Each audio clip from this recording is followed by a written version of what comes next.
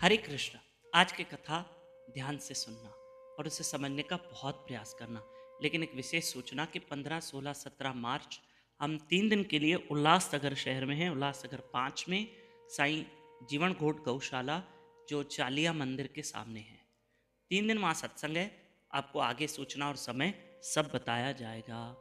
अब आप ध्यान से सुनिए आज की कथा।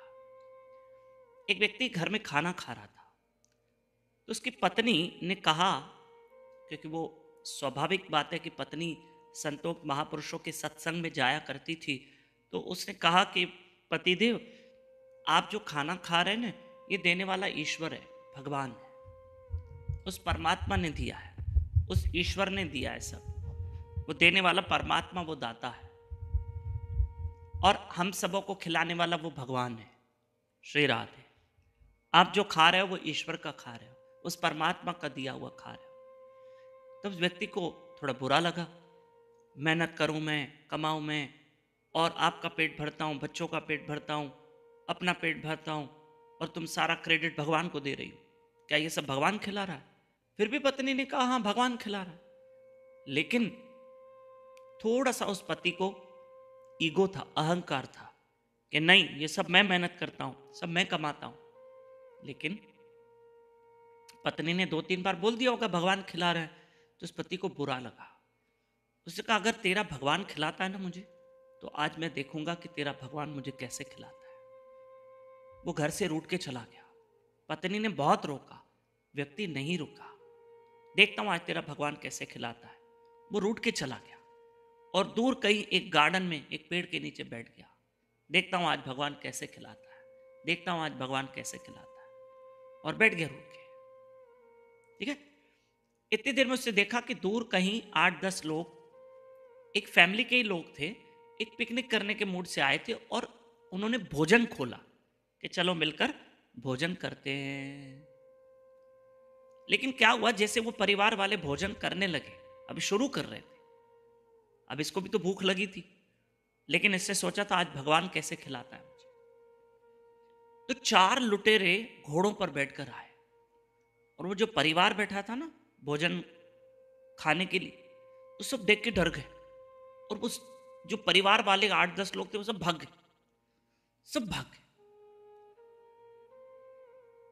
और खाना वहीं छोड़ के भागे। तो जो लुटेरे आए, उनको लगी थी भूख। उन्होंने सोचा अब ये लोग चले गए, अब इनके पीछे नहीं भागते हैं, खाना खा लेते हैं। पर किसी ने कहा, उन लुटेरों में से कि किसी ने कहा कि भाई कहीं ऐसे ना हो इस भोजन में कोई जहर विष हो, जहर हो, कुछ हो, हमें फंसाने की कोई साजिश हो। पहले किसको खिलाओ, ट्रायल लो, और अगर ठीक किसी ने खाया और उसको कुछ रिएक्शन नहीं हुआ तो फिर हम खा लेंगे, और किसी को खिलाया और उसको रिएक्शन हुआ, खाने के बाद अगर उसको कोई जहर चढ़ा, कोई तकलीफ हुई, पेट में दर्द हुआ, तो हम खाना नहीं खाएंगे। पहले किसी को आजमाओ।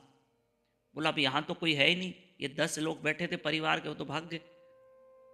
देखा तो ये पेड़ के पीछे छुप गया था, ये वही व्यक्ति जो देखता हूं आज भगवान कैसे खिलाता। तो लुटेरों ने आया और उसको पकड़ लिया। बोला क्यों छुप के खड़े हो? बोला मेरा पति के साथ झगड़ा हुआ। बोला सब छोड़ो, पहले ये भोजन खाओ। बोला मैं नहीं खाऊंगा, मैं नहीं खाऊंगा, मैं नहीं खाऊंगा। एक लुटेरे ने तो बंदूक रख दी, और दूसरे ने तो उसके मुंह में डालते गया, खा, ये भी खाना पड़ेगा, ये भी, क्योंकि उनको ट्रायल लेनी थी, उनको चेक करना था। ट्रायल लेने का मतलब चेक करना था कि इसमें कुछ मिला हुआ तो नहीं। और खिलाते गए, खिलाते गए, खिलाते गए, अरे छोड़ो मेरा पेट भर गया।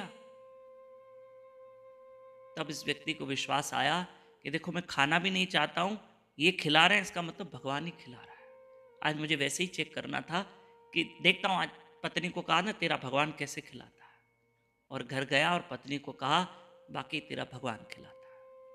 आज मैं मान गया तेरा भगवान खिलाता है। देख मैं खाना भी नहीं चाहता था, उन लुटेरों ने मुझे खिला दिया। तो प्रिय बंधु, हमको देने वाला दाता वही है, कर्म कराने वाला वही है। हरे कृष्ण।